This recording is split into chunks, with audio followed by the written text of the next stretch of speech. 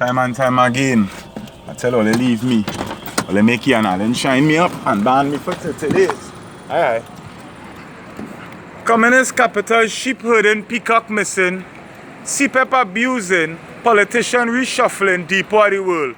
Where members of the socially displaced had to be sleeping on a pavement because the government of Trinidad failing to provide facilities for them in COVID-19 SOE time, while schools and all kind of other officially place owned by the government empty right now. They want people from the social displaced part of society to fend for themselves. Top it, if police pull up here, it's mass tickets, you're outside after SOE and bad beating. So when Mark Zuckerberg and the boy love himself want to run on Facebook and get me banned because Ian Allen was show a video, think about this, think about the repercussions, and think about I going the full distance to shine up.